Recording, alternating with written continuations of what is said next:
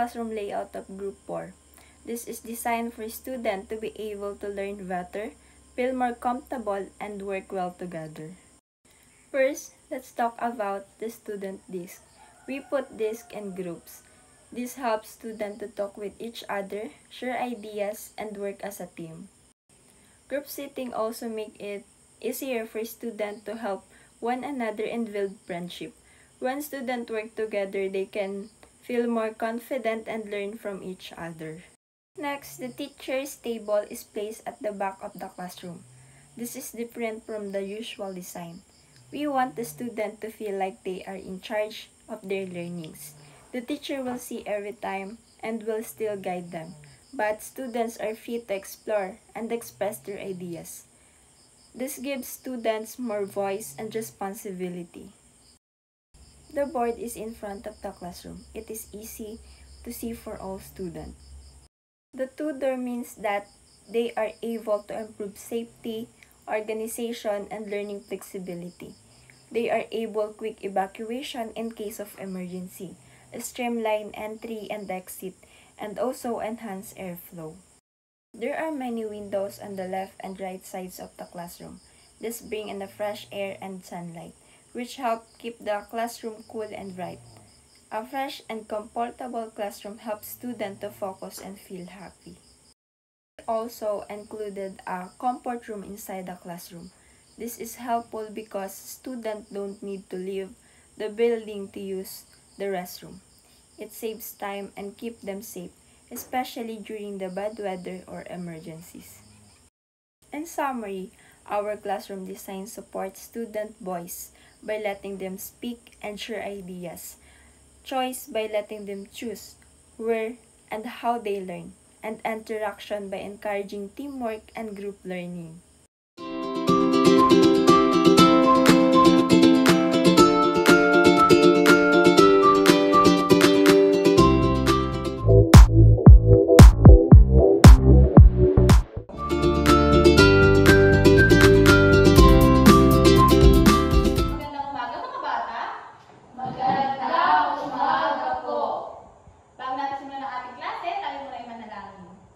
In the name of the Father, the Son, the Holy Spirit. Amen.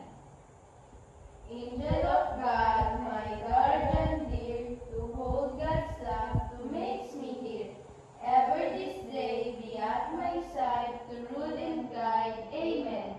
In the name of the Father, the Son, the Holy Spirit. Amen. Okay, maupo na muna ang lahat. Kamusta ang weekend yung mga bata? Okay lang po. Ano naman ang ginawa niyong weekend?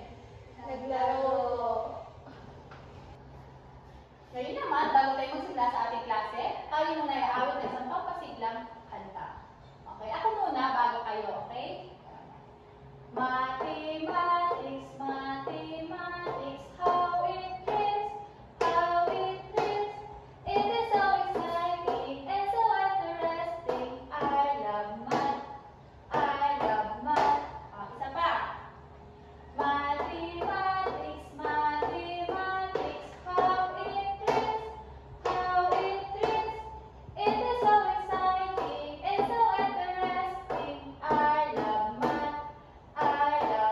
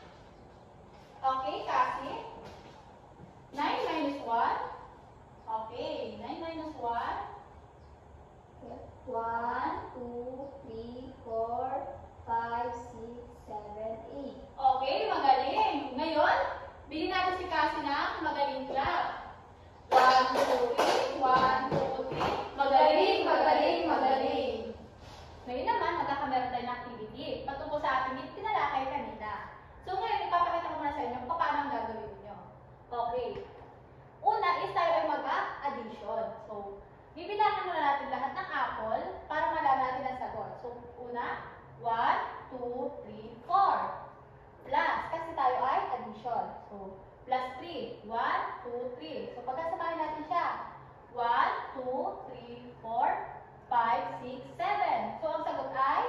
7. Okay, 7. Okay, ngayon naman, kayo naman ang magsasagot. O, sino muna una? Okay, Alexis?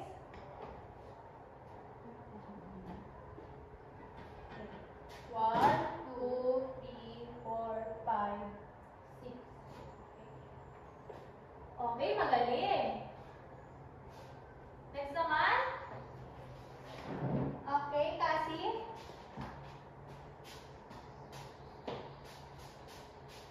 1, 2, 3, 4, 5. Magaling. Okay, yung last. Sino sagot? Okay. Mary? 1, 2, 3, 4, 5, 6, 7, 8, 9. Okay, ngayon, bigyan natin ng lahat ng magaling-magaling clap. 1, 2, 3, 1, 2, 3. Magaling, magaling, magaling.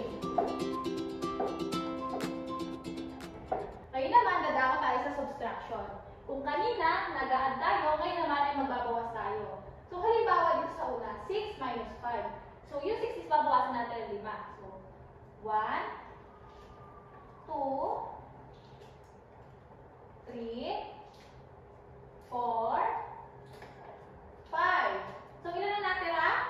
Wow! Okay, magaling. Ngayon naman, sino susubok sa number 2? Taas ang kamay. Miss Alexis.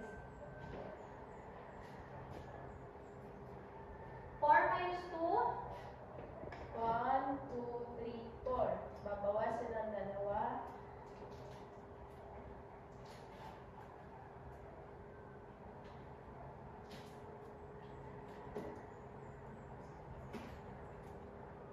Okay, magaling. Kasunod na naman, sa number 3. Sino magsasagot? Okay, Mary? 6 minus 3. 1, 2, 3, 4, 5, 6, 7, 8, 9, 2,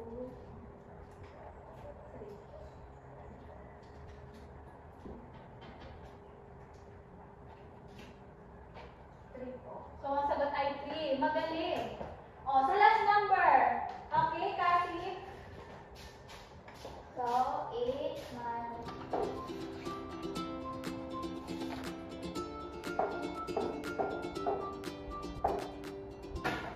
3, babawasan ng 3. 1, 2, 3. So, yan ang sagot. 1, 2, 3,